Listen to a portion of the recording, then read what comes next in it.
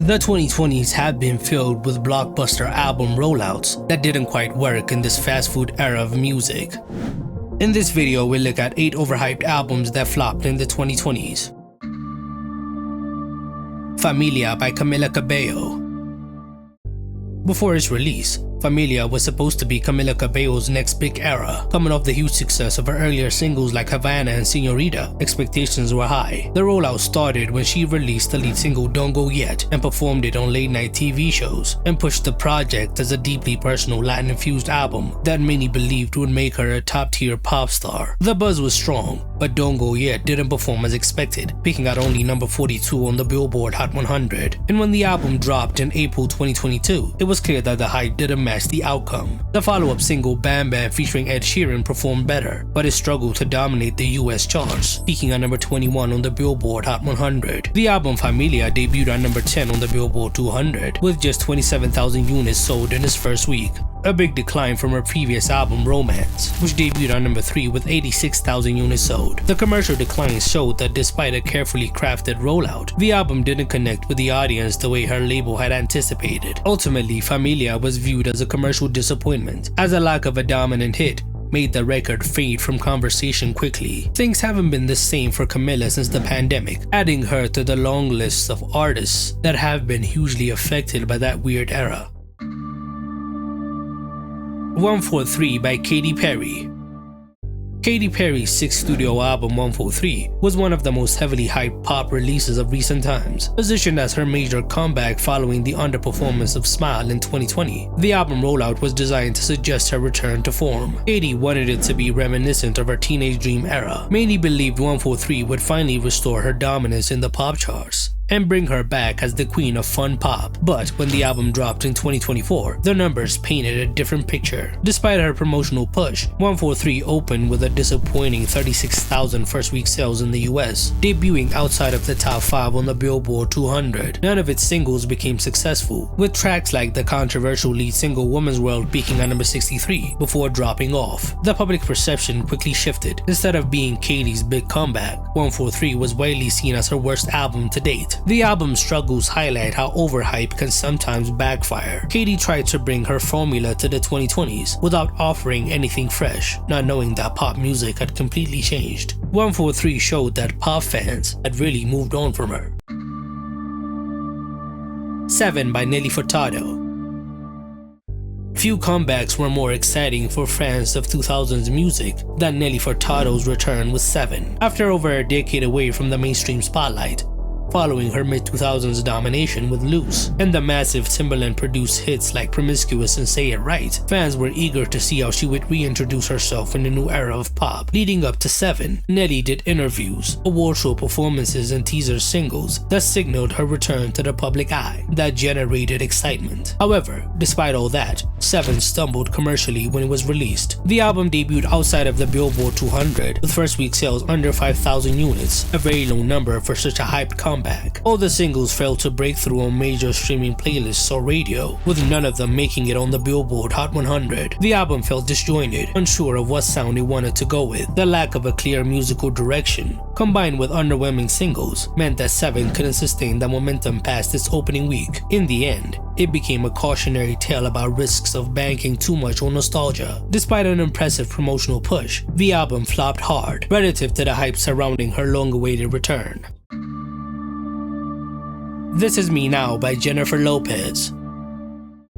Jennifer Lopez's This Is Me Now was positioned as one of the most important albums of her career, tied to her rekindled relationship with Ben Affleck. The project was marketed as both a sequel to her 2002 fan favorite This Is Me Then, and a grand statement about resilience and self-discovery. She leaned heavily into the promotion, launching an ambitious Amazon Prime musical film. This Is Me Now debuted with disappointing numbers, moving around 14,000 copies in its first week in the US, landing at number 38 on the Billboard 200, a weak showing for a superstar considering all the hype. While she attempted to reignite interest, the momentum never truly arrived, with none of its singles breaking into the Billboard Hot 100. There was a disconnect between what she was telling us the album was and reality. In many ways, the album highlighted how her cultural cachet as a celebrity outweighed her relevance as a musician these days. This Is Me Now became one of the year's most high-profile and overhyped flops, proving you need more than heavy promotion to win in this era. Subtract by Ed Sheeran.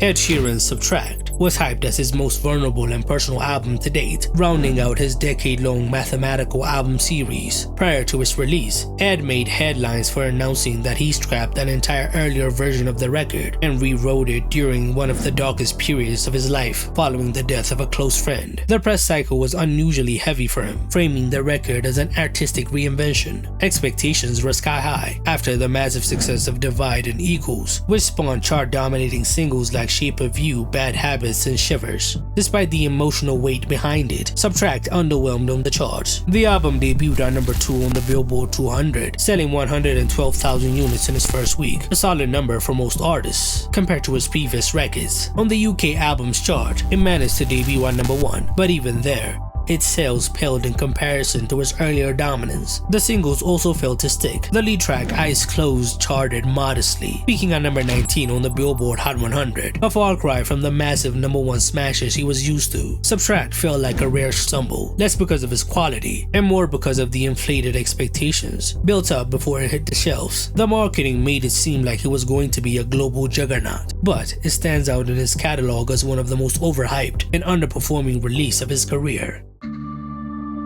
I Used to Think I Could Fly by Tate McRae.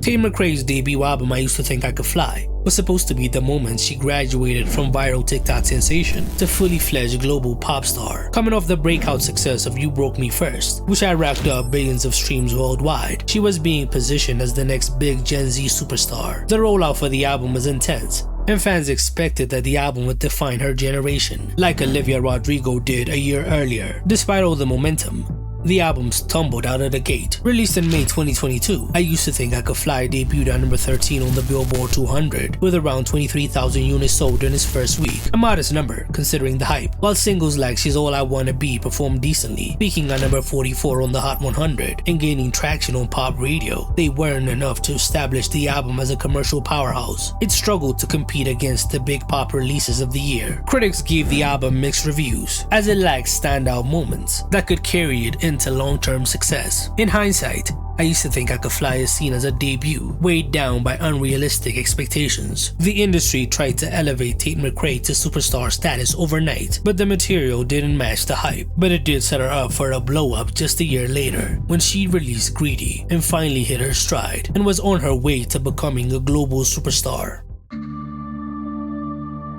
Tattletales by 6ix9ine. Few artists in the late 2010s and early 2020s attracted as much controversy and attention as 6ix9ine. After his high-profile arrest, then snitching on his gang and coming out of prison, he attempted one of the boldest comebacks in modern music. He came out and released a series of singles that led up to his 2020 album Tattletales, complete with colorful music videos, loud social media antics, and massive buzz surrounding his every move.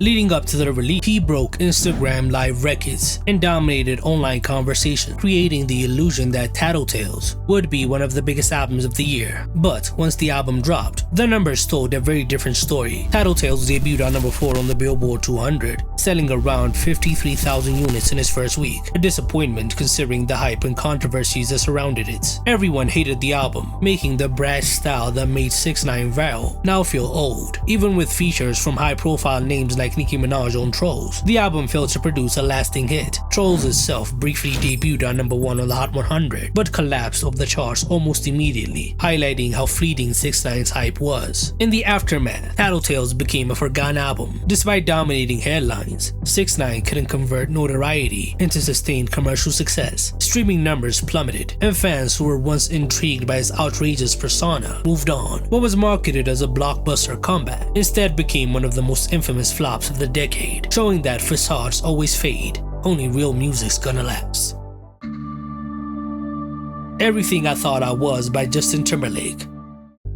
When Justin Timberlake announced Everything I Thought I Was, it was supposed to be his comeback after 6 years away from music. He hadn't released a full studio album since 2018's Man of the Woods, and the new project came with big media buzz, from high-profile interviews to teaser trailers. and was pushed heavily. Singles like Selfish and Drown were rolled out with major streaming playlist placements, signaling he wanted to get back his pop dominance. That said, expectations very high. However, when the album finally dropped in March 2024, the numbers didn't reflect the hype. Everything I Thought I Was debuted with just around 67,000 units in first week sales in the US, a big decline compared to the hundreds of thousands his earlier projects had achieved. On the Billboard 200, it peaked decently at number 4, but lacked staying power. The lead single Selfish had a brief viral moment, debuting at number 19 on the Hot 100, but it failed to sustain the momentum. For an artist once regarded as a generational superstar, the lukewarm reception and underwhelming sales cemented the album as one of the most overhyped flops of the 2020s so far. Which overhyped albums that flopped in the 2020s did I miss? Tell me in the comments below.